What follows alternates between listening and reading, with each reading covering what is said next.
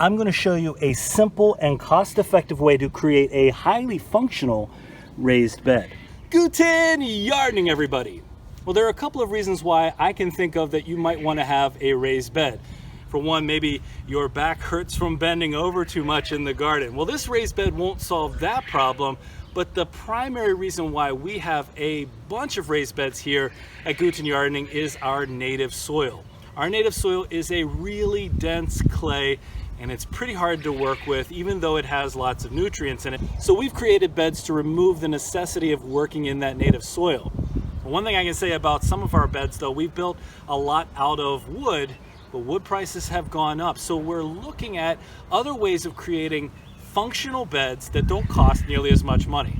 And that's where this really simple approach to raised beds has paid off big time. In our front yard and space, we have 7 of these raised beds made out of terrace board, this black terrace board. And the total cost to build all of these beds up here was about $80. I'm going to talk you through that process right now. First, let's take a look at the materials we need to build these beds. We really only need 3 materials here. We have some 4-inch terrace board, and you can get 5-inch terrace board as well. This is a 40-foot section.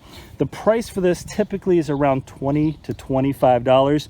You can get the 5-inch terrace board. It's a little bit more expensive, but all told, you're probably going to spend about $25 for this 40 feet. The spikes that you use to hold it in the ground can be purchased typically in packs of 10, and they're about $7 per pack. And then you need a pair of tin snips that you can cut the material with. It's also possible that you might need a hammer if your soil is really hard, but we haven't had to use a hammer to push these in the ground.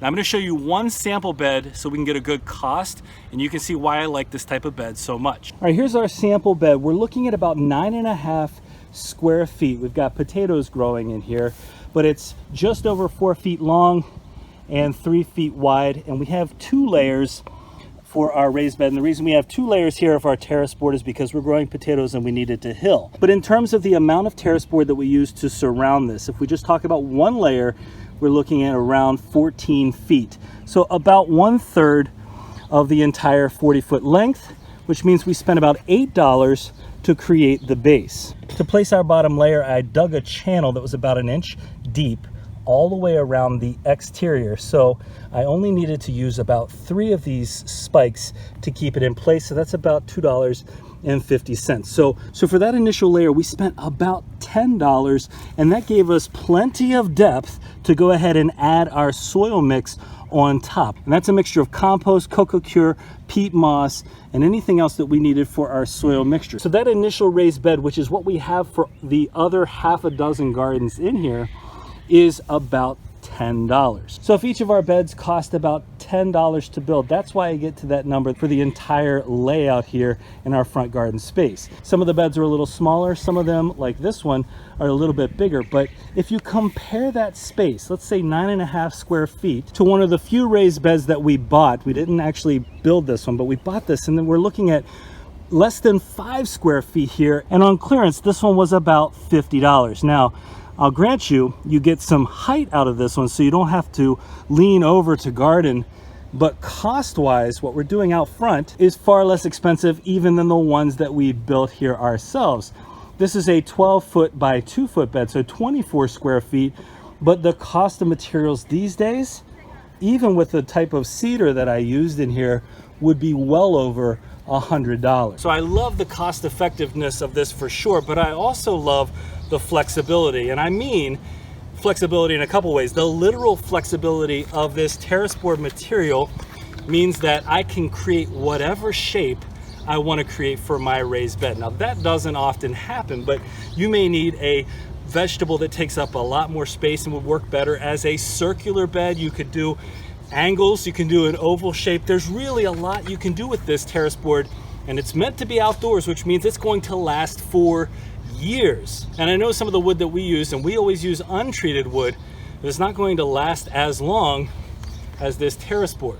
The other thing when it comes to flexibility is we can, because this is lightweight, again, we just dug a trench around, we can pull this up out of the ground and move our beds any time we want. And since these aren't massively deep beds for the most part, we could also technically transfer any of the growing medium as well.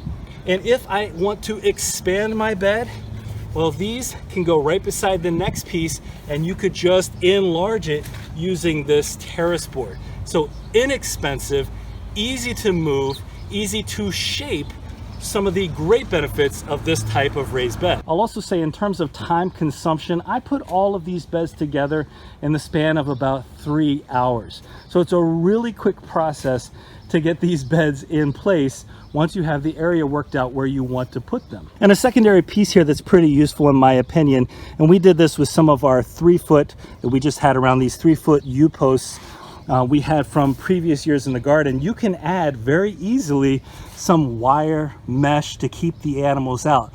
Our biggest problem in this area is our rabbits. Now, fortunately for us, we had a lot of this metal already in hand, and we just cut it to size and stuck it right in the ground. So for us, it wasn't a lot of additional cost, but I'd say you'd be able to do this for an additional $4 or $5 per raised bed. Now, it's not too late to get a fall garden started by any stretch of the imagination, and if you've been looking to put in a raised bed but have thought it's too expensive, or you're waiting for something to go on sale, or you just don't know what would fit your space, then might I suggest that you try a terrace board raised bed. Super easy to put together. In fact, we did a video where we talked about our potatoes growing in our front yard and space, and I showed you how we assemble ours, so you can check that video out, which will be linked below. I'm also going to put a link to terrace board, to the 10 snips, to the spikes. I'll put a link to all of that in the description.